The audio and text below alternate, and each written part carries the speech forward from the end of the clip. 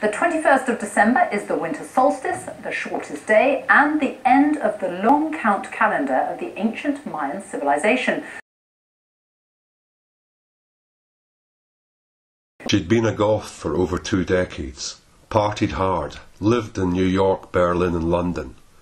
Then, with middle age encroaching, she'd ended up in Glasgow, a cold, heart of gold northern city that loves its music and night clubbing and celebrates divinely without restraint.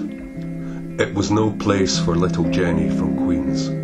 I didn't usually go for skinny yakety-yak blondes, but there was something about her, and I was just another lonely heart. At first I didn't want to notice her drinking, and by the time I couldn't avoid it, it was too late. I was under her enchantment. And then I started to make excuses for my sweethearted drunk.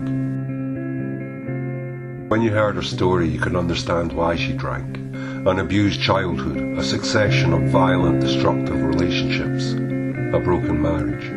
Early on, she learned that drinking could blot out the pain of the memories from her shadow life. Jenny was one of the kindest, sweetest souls I ever met. But deep in a world of drink, she became a self-obsessed multiple personality disorder. A glaze-eyed rock chick DJ on the decks.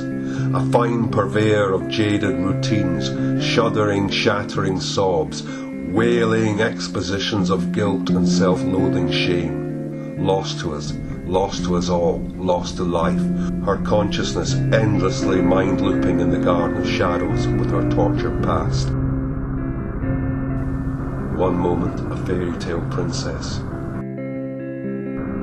The next instant, a ranting, raving, roaring psycho bitch spouting poison and anger.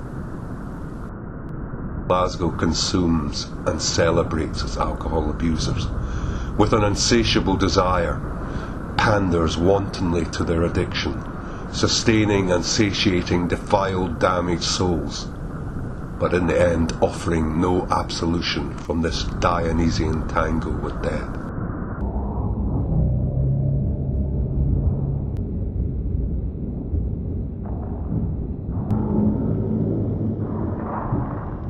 Jenny didn't want to drink. She'd been to rehab more than once. Now it was her way or no way. Even though she'd destroyed her liver, Jenny just couldn't stop drinking. She would say that she wanted to die. My fabricated fairy tale from New York was over. And now it is silent all. Enchantress, fare thee well.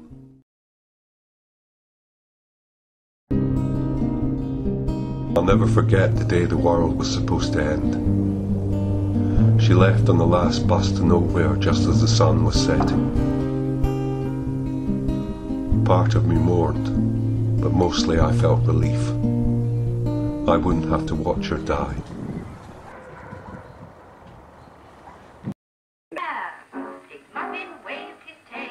What happened? The world didn't explode, the aliens didn't come out, although there is a procession of, I would suggest they're probably humans dressed as aliens, lots of children having something of a party on the high street.